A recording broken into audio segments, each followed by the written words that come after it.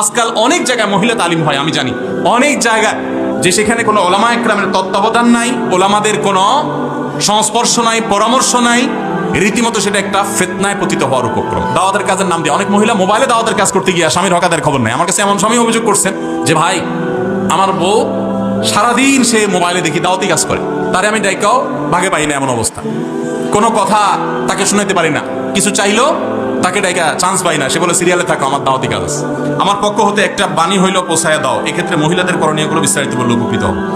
মহিলারাও দাওয়াতের কাজ করবেন, ইসলাম প্রচারের কাজ করবেন সন্দেহাতীতভাবে। আল্লাহ সুবহানাহু ওয়া তাআলা কোরআনে কারিমে বলেছেন, আল মুমিনুনা ওয়াল মুমিনাত বা'দুহুম আউলিয়াউ বা'দ ইয়া'মুরুনা বিল মা'রুফ ওয়া ইয়ানহাউনা আনিল মুনকার। ঈমানদার নারী পুরুষ একে অন্যের পরিপূরক, তারা উভয়ে সৎ কাজের আদেশ এবং অসৎ কাজের বাধা প্রদান করবে, উভয়ের জন্য আল্লাহ তাআলা বলেছেন। কিন্তু মেয়েদের জন্য দাওয়াতি কাজের জন্য অনেকগুলো শর্ত আছে এক্সট্রা, তারা মেয়ে হওয়ার কারণে। তার ভিতরে এক নম্বর হলো, তারা দাওয়াতের কাজের নাম দিয়ে স্বামীর সংসার রেখে তারা সারাদিন এলাকা এলাকায় ঘুরে বেড়াবেন, স্বামী সন্তানের হক আদায় করবেন না, ত্রুটি করবেন, এই সুযোগ ইসলাম তাদেরকে। পুরুষদের জন্য যেরকম দাওয়াত, যে লেভেলে দাওয়াতের কর্তব্য পুরুষদের উপরে বর্তায়, ওই লেভেলের ওই স্তরের কর্তব্য স্ত্রীদের উপরে, মহিলাদের উপরে বর্তায় না।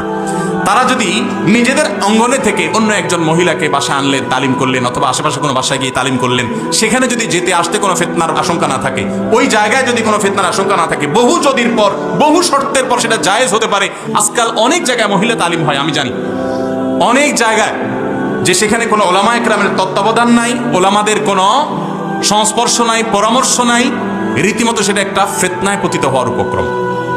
মেয়েদের ব্যাপারটা অত্যন্ত সংবেদনশীল, ইসলাম সেটাকে অত্যন্ত স্পর্শকাতরতার সাথে দেখে এবং খুবই সংবেদনশীলতার সাথে ডিল করার কথা বলে। এই জন্য কোন অবস্থাতে এটা লাগামহীনভাবে করা জায়েজ নাই, শরিয়ার সীমানার মধ্যে থেকেই করতে হবে।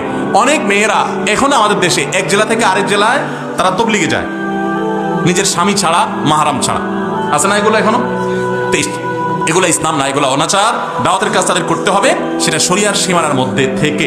দাওয়াতের কাজের নাম দিয়ে অনেক মহিলা মোবাইলে দাওয়াতের কাজ করতে গিয়ে স্বামীর হকাদের খবর নেই। আমার কাছে এমন স্বামী অভিযোগ করছেন যে ভাই, আমার বউ সারাদিন সে মোবাইলে দেখি দাওয়াতি কাজ করে, তারে আমি ডাইকাও ভাগে পাই না, এমন অবস্থা। কোনো কথা তাকে শুনাইতে পারি না, কিছু চাইলো তাকে ডাইকা চান্স পাই না, সে বলে সিরিয়ালে থাকো, আমার দাওয়াতি কাজ আছে।